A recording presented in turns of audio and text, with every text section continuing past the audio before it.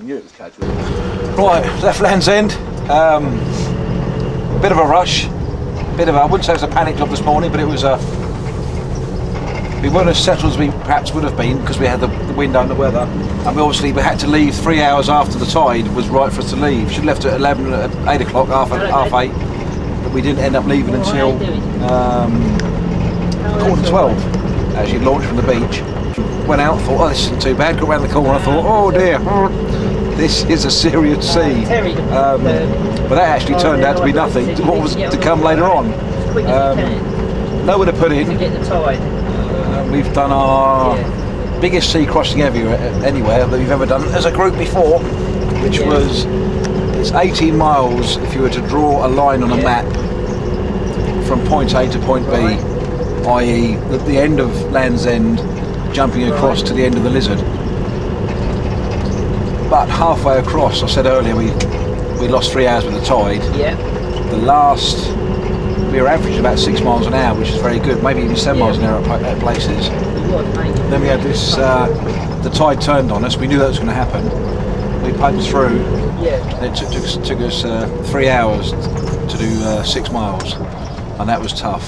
In addition to that, we had quite strong, I wouldn't say it was gale force, but very, very strong winds on our rear quarter, on our rear port quarter, so it's like at the left and the back of the boat. A big wind was pushing in and making the sea very, very angry and sloppy. And 1 minute, bearing in mind, Lizard Point is a great big lump of rock that comes out of the sea, we're aiming for. 1 minute you could see it, then you couldn't. 1 minute I could see Brett, then I couldn't. It was an enormous sea, lots of white water around us. Quite scary, but that's when we decided it'd be a good idea to play I Spy. We had a game of I Spy, and that's why I lifted morale. Shortly after this, a big wave caught me, turned me upside down. Everyone's got a favourite side to roll on. Just by pure luck, I rolled on the side. I got pushed over onto the side I'm least effective at rolling on. But I must have been rather scared because I popped up within half a second. So that was okay, but it didn't feel good to be under the water that deep. You couldn't see land apart from, say, the Lizard. I think our crossing was more, you tend to zigzag, although you're not trying to, like walk on the beach, look at your footsteps, and walk in a straight line. I reckon we've done more like 24 miles through there. It's been a big day. We've done about 40 miles today in 7 hours, including the 3 hours against 6 miles. Mark had a little bit of seasickness. Brett, can you put your hand up, please, Brett? Well, I don't know if it was. I don't know if you can zoom in on that. We've got a big blister there, another big blister there, another one there. He's got another one on the side. Mainly due to the fact that he's got both his sons working for him now. and he doesn't do too much on the tools. It's odd that Brett's got the blisters because he's a grafter and he's got the hardest hands, so it's very, very strange that's happened. We had fish jumping out, which when you're going along in a very, very choppy sea and it's a bit scary and a fish jumps out, it's like, oh, what was that?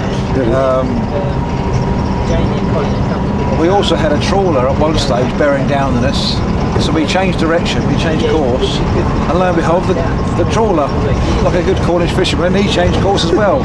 But it was the same course we were going on, and we changed course again, and again he was coming with us. And that was when I said, right, come on boys, let's pump it. And we hacked off, and he missed us, and so almost gave us a dirty look when we went past him. And I always thought that engine gave way to sail or paddle. But not according to him. Been a big day, very big day. We've all put a few demons to rest. We're on the water. Morale is as high as what it could have been at any other time. I'm very proud and privileged to have had all that distance with these old boys. That's a treaty with the coastline. That's about it, really. I'll start waffling, otherwise I'll go any further. Thank you very much. First 5 hours was really enjoyable. until the tide turned, and then it was bloody hard work. Being out so deep, there was no turning back basically, which put a bit of pressure on. A few big bits around the rocks, which was a bit scary. Trawler was a bit scary. We also had a yacht heading towards us at one stage, which we had to change direction just to make sure. I mean, it was quite uncanny really, you're in such a big sea and the boats just seem to head for you for some reason. It just seems like, well, I can't work it out. But yeah, it was a hard day, glad to get out of the way, and hopefully that's going to be the hardest part of our journey. We're paddling in an ocean, but we was paddling in an ocean.